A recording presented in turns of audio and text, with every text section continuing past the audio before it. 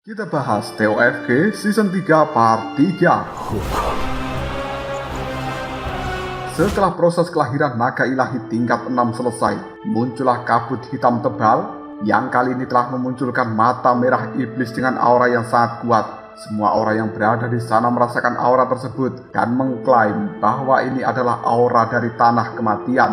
Di sisi lain, Chen Qi bertanya pada Chen Nan bahwa mata merah iblis tersebut datang karena mungkin merasakan kelahiran dari naga kecil itu. Dekan Ouyang Min yang mendengarkan pernyataan dari seorang Chen Qi, dia pun kemudian membenarkannya bahwa ia memang datang karena kelahiran naga ilahi dan pasti telah mengejutkan sosok kuat yang berada di tanah kematian. Chen Nan yang mendengarkan penjelasan dari Dekan Ouyang Min segera menyuruh Dong Dong untuk memulihkan diri karena ada serangan yang akan datang. Tidak berlangsung lama, mata merah iblis mengeluarkan sihirnya. Dong Dong yang melihat hal itu segera membalas dengan serangannya. Namun karena kondisinya masih belum pulih, ia pun terluka. Chen Nan yang melihat Dong Dong telah kalah menjadikannya sangat khawatir dan hendak memberikan pertolongan, tapi dicegah oleh Dekan Ouyang Min karena itu adalah kekuatan iblis yang tidak ada tandingannya dengan kekuatan manusia biasa. Mata merah iblis kembali menyerang Dong Dong dengan kekuatan sihirnya sehingga membuat Dong Dong kesakitan kali ini. Chen Nan yang melihat hal itu semakin khawatir dengan kondisi dari Dong Dong. Serangan itu pun sangat kuat hingga membuat orang-orang di sekitarnya menghindar karena ketakutan akan terkena efeknya. Setelah melukai Dong Dong cukup mendalam, mata merah iblis itu hendak melenyapkan Dong Dong dengan sihir telapak tangannya. Tepat saat itu Chen Nan berhasil mencegahnya dengan kekuatan yang dia miliki dan menghancurkan sihir telapak tangan tersebut. Setelah peristiwa itu, ketiga dekan membantu Chen Nan melawan mata merah iblis. Dan sebelum iblis kembali memberikan serangan, Chen Nan mendengar bahwa iblis itu berbicara ancaman harus dimusnahkan. Hal ini diucapkan dalam bahasa kuno, benua abadi dari 10.000 tahun yang lalu, dan hal yang hanya bisa dipahami oleh Chen Nan seorang diri. Tepat saat itu, mata merah iblis memberikan serangan kepada mereka semuanya. Chen Nan dan juga para dekan menahan serangan itu sekuat tenaga yang dimiliki, namun para dekan terluka dan tidak bisa bertahan lebih lama lagi. Chen Nan yang masih bertahan pun berusaha dan berencana membuat serangan balik untuk mengalahkan mata merah iblis. Ia teringat kata-kata dari sang ayah bahwa jika bisa menggunakan serangan balik akan memusnahkan lawan tanpa jejak. Ia berharap serangan pembalikan itu bisa mengalahkan musuhnya kali ini dalam melakukan serangan balik. Ia membayangkan masa-masa bersama dengan Dong Dong selama kehidupan ini. Tepat saat itu, serangan balik yang Chen Nan lakukan tidak dapat mengalahkan serangan mata merah iblis itu hingga membuat Chen Nan sendiri terluka dan sihirnya mengarahkan pada Dong Dong hingga membuat luka di tubuh Dong Dong menjadi lebih parah lagi. Dalam peristiwa ini Dong Dong sudah tidak berdaya dan di sisi lain mata merah iblis yang menyaksikan naga ilahi sepertinya sudah mati. Dia pun segera meninggalkan tempat itu. Chen Nan yang melihat Dong Dong sudah terluka parah merasa sangat sedih dan segera mendekati. Melihat kondisi Dong Dong yang seperti itu, Chen Nan pun memberikan dukungan untuk tetap bertahan dan akan mencari obat untuk bisa membuatnya pulih kembali. Chen Qi yang berada di samping Dong Dong menitikkan air matanya dan tidak sengaja terjatuh ke tubuh dari Dong Dong ini. Tidak berlangsung lama, Dong Dong secara perlahan mulai menghilang dan ia berubah menjadi cahaya lalu hinggap di lengan dari Chen Qi. Melihat kejadian di depannya, para dekan pun terkejut dan mengatakan bersama-sama bahwa ini adalah perlindungan binatang ilahi dalam legenda. Dekan Ouyang Min langsung mengatakan bahwa naga ilahi itu bukan mati, melainkan tidur untuk sementara. Jika suatu hari nanti raganya telah pulih, maka ia akan bisa bangkit kembali. Melihat hal ini, Chen Nan tidak lagi sedih. Begitu juga dengan Chen Qi. Setelah peristiwa tersebut, Chen Nan berpikir bahwa posisi Dong Dong sekarang sudah aman dan ia juga memikirkan sosok dari tanah kematian yang sangat berbahaya. Dan jika sudah masuk dalam perangkapnya, mungkin tidak akan kembali hidup-hidup. Tapi jika Chen Nan tidak maju, maka dia tidak akan mendapatkan jawaban dari 10.000 tahun yang lalu. Hingga akhirnya Chen Nan pun memutuskan akan pergi ke tanah kematian tersebut. Di sisi lain, Chen Nan juga memikirkan Chen Qi. Jika terjadi sesuatu pada gadis kecil ini, ia pun segera meminta kepada para dekan untuk beberapa hari ini membantu menjaga Chen Qi untuknya. Para dekan yang mendengarkan permintaan dari Chen Nan langsung berkata, ini seperti kalimat sebuah wasiat yang menjelang kematian. Dekan Ouyang Min menyambung perkataan dekan sebelumnya dan dia menyetujui serta akan menjaga Chen Qi seperti cucunya sendiri. Kemudian setelah itu, salah satu dari murid Akademi Shenlan memberitahu bahwa para master besar kini telah tiba. 各大高手到了。 Keesokan paginya, mereka menunggu para master besar datang ke Akademi Shenlan satu persatu. Mereka telah tiba di dalam tempat ini. Yang pertama adalah Alice dari Akademi Penyihir Ilusi, memiliki kultivasi tingkat keempat. Yang kedua adalah Lisa dari Akademi Dewa Perang, memiliki kultivasi tingkat ketiga. Datang bersama dengan adiknya menggunakan tunggangan naga. Lisa memperkenalkan adiknya Soren yang memiliki kultivasi sama seperti dirinya. Diikuti oleh Karela, kesatria pengembara barat, memiliki kultivasi tingkat ketiga. Langsung menyerang Chen Nan ketika dia baru sampai. Chen Nan yang mendapatkan serangan itu segera menghindar dengan cepat, sehingga dia dan juga Karela masing-masing menodongkan senjata satu sama lain. Para kultivator yang memiliki tingkat tinggi melihat respon Chen Nan sangat cepat, pun segera berebut untuk melawannya satu persatu. Hingga tepat saat itu terjadi perdebatan kecil. Chen Nan yang mendengarkan perdebatan tersebut segera menawarkan untuk melawan mereka semuanya bersama-sama. Mendengarkan pernyataan dari seorang Chen Nan, para kultivator pun segera bersiap-siap untuk melawannya. Dan tepat pada saat mereka ingin melakukan penyerangan ini, semuanya digagalkan oleh Qianlong, tuan muda dari keluarga Long.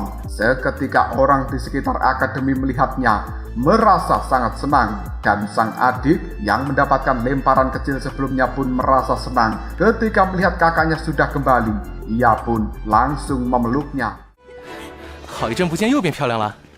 Melihat interaksi antara adik dan kakak yang saling melepas rindu membuat Chen Nan merasa aneh dengan keakraban dari keduanya. Hingga akhirnya Qianlong pun menawarkan Chen Nan sebagai teman. Namun sebelum ia berujar, Meng Keer yang baru saja tiba segera memotong pembicaraannya dan menuduh Chen Nan sebagai penjahat dari kota Yanji dan meyakinkan Qianlong agar tidak berteman dengan orang seperti Chen Nan. Di sisi lain, Soren dari Akademi Dewa Perang pun menghampiri Ling Yun dari Akademi Lin dengan sifatnya yang centil. Sementara Chen Nan yang mendengar pernyataan dari seorang Meng Keer pun menghampirinya serta menjelaskan apa yang telah terjadi. Itu semuanya adalah sebuah kesalahpahaman. Tiba-tiba Meng Keer memberi sinyal sehingga membuat Chen Nan teringat bahwa ia adalah seorang yang akan melenyapkan dia. Setelah ingat, ia mempertanyakan, kenapa kau ingin membunuhku? Dan mempertanyakan tentang apa yang terjadi dengan dirinya. Meng Keer yang mendapatkan pertanyaan seperti itu, dia pun segera menjawab bahwa dia tidak paham dengan apa yang ditanyakan oleh Chen Nan. Di sisi lain, Yunlin membelanya dan berujar bahwa ini semua pasti adalah sebuah kesalahpahaman. Mendapatkan kata-kata seperti itu, Chen Nan merasakan keganjilan tertentu. Hingga Wang Tian dari cabang kuil Vialin menengahinya dan membahas tentang tanah kematian yang akan mereka kunjungi harus memerlukan kerjasama yang bagus. 还需诸位齐心协力。 Singkat cerita, mereka pun melakukan perjalanan ke tanah kematian yang dipandu oleh Chen Nan. Ia merasa ada sesuatu di dalam hatinya. Ia merasakan sebuah dendam yang sulit dikendalikan, dan ia juga melihat Meng Keer serta mengingatkannya pada Tantai Xuan. Ia pun mempertanyakan pada dirinya sendiri apakah ini termasuk dendam Tantai Xuan yang belum terselesaikan, atau terus memakai teknik membalikan warisan dari keluarga hingga membuat hati semakin dendam. Setelah itu, ia mengatakan bahwa lokasinya sudah dekat berada di depan mereka. Tepat pada saat itu juga, mereka merasakan ada energi magnet yang membuat orang-orang ini tidak bisa melanjutkan perjalanan. Chenan pun berkata bahwa ini memang tidak bisa dilanjutkan dan harus segera turun supaya bisa melanjutkan perjalanan tersebut. Mereka pun turun di lokasi terdekat dan melanjutkan perjalanannya. Dalam perjalanan kali ini Karela menemukan tulang belulang di sekitaran tanah kematian. Ia pun meminta penjelasan kepada Chenan dan juga mengatakan bahwa ia hanya tahu lokasinya saja, tidak dengan tempat sekitarnya. Mengkeer pun segera memprovokasi bahwa lebih baik tim ini dibagi menjadi dua kelompok dengan tujuan jika ada kejadian yang berbahaya bisa saling melindungi satu sama lain. Di sisi lain Chenan terus memperhatikan dan ia meyakinkan dirinya bahwa Mengkeer memang seperti Tante Xuan yang penuh dengan perhitungan seperti ini. Chenan pun segera berbicara, jika dibagi menjadi dua kelompok, ia tidak akan bisa menjamin resiko yang terjadi selanjutnya. Dan tepat saat itu, ia segera membalikkan omongan bahwa Mengkeer mempunyai batu giok. Jika keadaan dalam bahaya, maka ia bisa kabur kapan saja. Mengkeer yang mendapatkan pernyataan seperti itu pun hanya diam saja. Lalu Yunlin membelanya dan membenarkan pernyataan Mengkeer dengan tujuan jika terjadi kecelakaan yang tidak terduga, mungkin Mengkeerlah orang yang bisa menyampaikan berita ke dunia luar, dan ia pun memilih kelompok dua. Hingga akhirnya kelompok pertama beranggotakan Karela, Lisa, Qinlong, dan juga Alice, sedangkan kelompok kedua beranggotakan Mengkeer, Tunglin, Soren, dan juga Yunlin. Setelah pembagian dua kelompok, mereka pun melanjutkan perjalanan ke tanah kematian yang dipimpin dengan Chenan dan juga Mengkeer. Hingga akhirnya mereka sampai di tanah kematian yang dimana orang-orang ini langsung diperlihatkan dengan setumpukan kerangka manusia yang sangat banyak. Dalam perjalanan itu Chenan mempertanyakan tentang rencana Mengkeer dan ia pun secara tidak langsung menuduh Mengkeer akan membunuhnya. Dalam perdebatan kecil ini, hingga akhirnya mereka sampai di perbatasan pintu masuk. Disitulah Chenan menemukan sebuah tulisan yang terletak di batu dan bergumam bahwa ia masih hidup. Tidak lama, Chenan dengan kekuatan kultivatornya yang dapat melihat sebelum terjadi, ia segera memberitahu pada semua orang di sekitar bahwa yang berada di dalam sana sudah terbangun. Setelah itu mereka bersiap-siap hendak pergi, namun mereka langsung terbawa oleh energi yang berada di dalam pusaran hitam dan masuk dalam tempat itu secara bersamaan.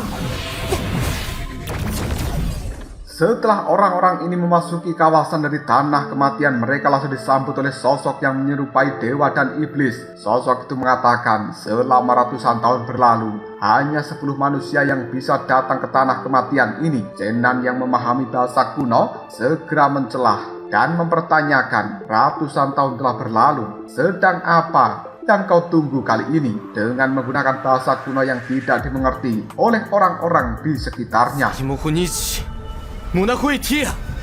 Dewa iblis itu pun terkejut. Pada ribuan tahun telah berlalu, masih ada orang yang memahami bahasa kuno yang kuucapkan. Chenan yang tidak mengerti dengan ucapannya pun merasa heran dan ia melanjutkan pertanyaannya. Dewa dan para iblis yang dulu bisa abadi, apakah mereka bisa mati begitu saja? Mengapa para dewa dari benua abadi dan juga para iblis dikubur secara bersama-sama? Dan siapa yang membangun makam para dewa dan iblis itu? Mendapatkan pertanyaan seperti ini membuat dewa iblis mulai kehilangan kendali hingga suaranya bergetar dan mengatakan, jangan tanyakan tentang 10.000 tahun yang lalu. Aku tidak tahu jawabannya. Chenan terus mendesak dan dia tidak menyadari bahwa saat ini dia sudah memasuki wilayah yang sangat sensitif dari dewa iblis itu. Tiba-tiba saja sang dewa iblis kehilangan kendali sepenuhnya dan kekuatannya pun meledak saat ini, menghancurkan tempat sekitar. Para kultivator yang menyaksikan kejadian itu pun jatuh pingsan karena tidak mampu bertahan melawan kekuatan dewa iblis yang luar biasa.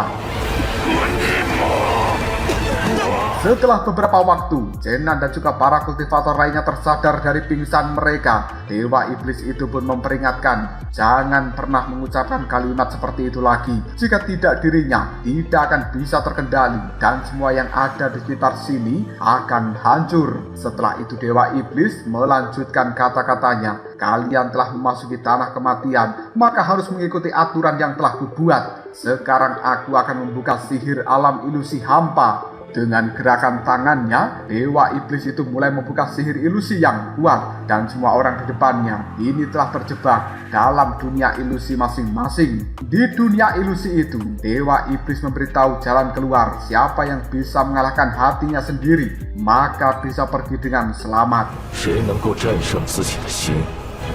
Di sisi lain, Zenan yang berada di dalam dunia ilusi hampa memahami kata-kata yang diucapkan oleh Dewa Iblis tersebut. Dia segera menggunakan teknik warisan dari keluarganya dan dengan cepat bisa membebaskan diri dari sihir ilusi hampa yang telah dibuat oleh Dewa Iblis tersebut. Dewa Iblis cukup terkesan ketika dia melihat Zenan yang hanya memiliki kultivasi rendah tapi bisa dengan cepat keluar dari dalam dunia ilusi hampa buatannya. Sang Dewa Iblis kemudian tertarik dengan Zenan dan mulai memperhatikan manusia muda yang berada di depannya ini.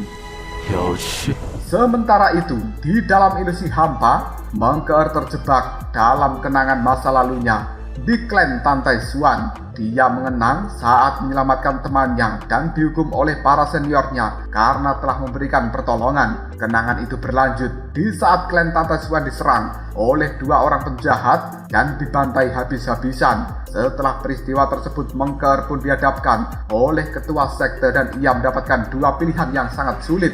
Akhirnya, Mengkeer pun memutuskan pilihannya untuk tetap melakukan pertolongan walaupun dirinya sendiri akan menjadi pion, hingga ketua klan pun memutuskan dan menyuruhnya berlatih di halaman bagian dalam yang dipandu oleh dia sendiri.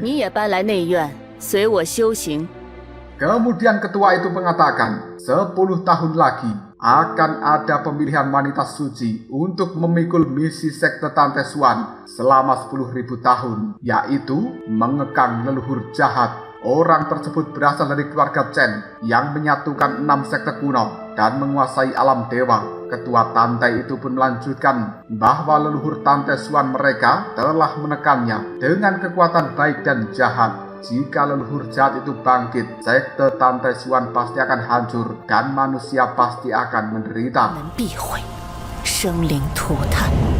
Di sisi lain, Zenan yang sudah terbebas dari ujian Dewa Iblis dimasukkan ke dalam ilusi seseorang, yaitu Mengkeer. Setelah itu dia melihat Mengkeer terjebak dalam ilusinya sendiri. Zenan tidak menyangka jika alam ilusi sangatlah berbahaya, bahkan bisa menciptakan ilusi tingkat 6 ke atas yang membuat dirinya hancur dengan sendirinya.